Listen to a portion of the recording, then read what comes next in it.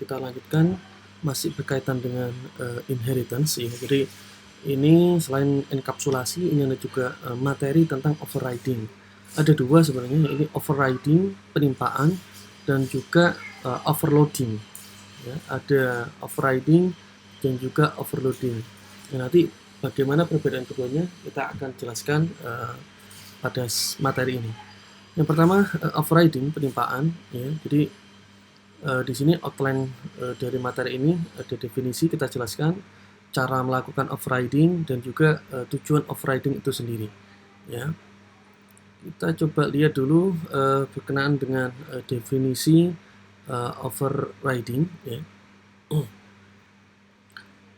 Jadi overriding di sini ya adalah fitur memungkinkan kita untuk mengimplementasikan ulang ya fungsi atau metode pada sebuah child class ya atau kelas turunan yang sebenarnya fungsi tersebut telah didefinisikan di dalam parent class atau induk. Jadi dengan penamaan yang sama itu kita bagaimana mengatur ya penamaan yang sama dari suatu metode atau fungsi tadi, baik yang ada di dari parents lalu ada juga di child class-nya, itu kita bisa atur sehingga tidak tumpang tindih antara fungsi yang sama pada parents dan juga pada child class atau turunannya begitu.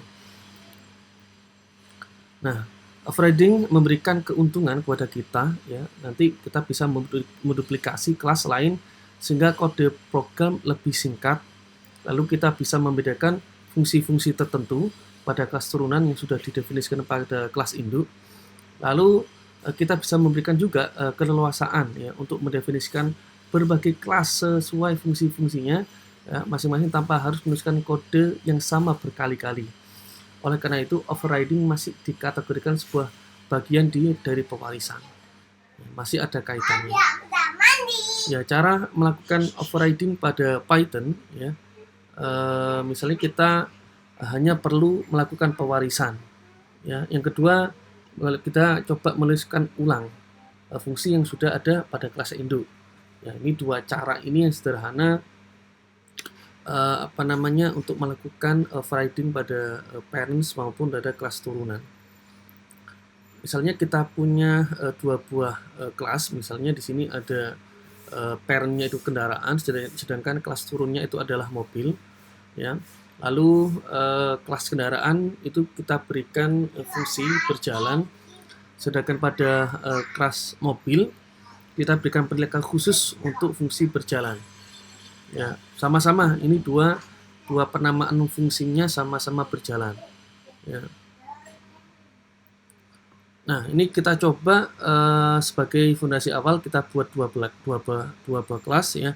Kelas kendaraan yang satu fungsi dia punya fungsi berjalan. Lalu kelas mobilnya kita pas dulu ya. Lalu kita coba turunkan dari kendaraan ke kelas mobil.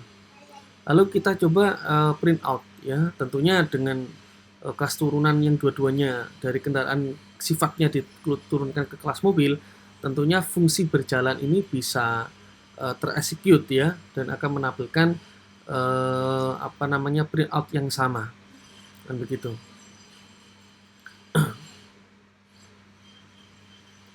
Lalu tahap kedua ya, kita coba overriding. Kita coba melakukan overriding fungsi berjalan agar aksinya menjadi berbeda ketika dipanggil dari kelas turunan yaitu kelas mobil. Dengan cara apa? Kita coba buat fungsi yang sama namanya, namun mungkin print out-nya berbeda saja. Satunya berjalan titik-titik, satunya berjalan dengan cepat ya misalnya. Nah, ini tentunya secara sekuensial ya dia mau untuk memprint out sesuai dengan nama fungsi masing-masing. Ya. Lalu kita coba untuk menambahkan parameter pada fungsi yang ditimpa. Nah, misalnya pada kelas mobil kita update ya berjalan itu ada beberapa parameter ya, misalnya kecepatan, satuan, ya kita masukkan ke dalam kelas mobil. Maka nanti akan kalau kita coba print out kecepatannya 150 ya satuannya kilometer per jam, maka dia akan print out berjalan dengan 150 km per jam itu. Nah, lalu kita coba memanggil fungsi pada kelas induk. Nah, kalau yang sebelumnya kita sudah pernah pelajari itu ya, menggunakan super.init ya, agar nanti pada kelas kedua atau kelas 3 ketika memang kita ingin menggunakan fungsi miliknya parents, kita bisa gunakan langsung ya. Nah, ini kita coba lihat. Nah, dengan kata kunci super dot berjalan ya, maka kita bisa memprint out milik ya, fungsi yang dimiliki oleh parents yang digunakan oleh turunan itu akan bisa digunakan bersamaan. Coba kita lihat print outnya, sepeda dot berjalan ya, itu kalau kita print out dengan sepeda itu menggunakan objeknya kendaraan, maka dia print out print berjalan satu saja. Tapi kalau sedan itu miliknya mobil, maka dia akan print out memang miliknya fungsi dari parents ya, berjalan, lalu dia memprint out lagi ya dengan kecepatan berapa? Nah, itu 150 km per jam.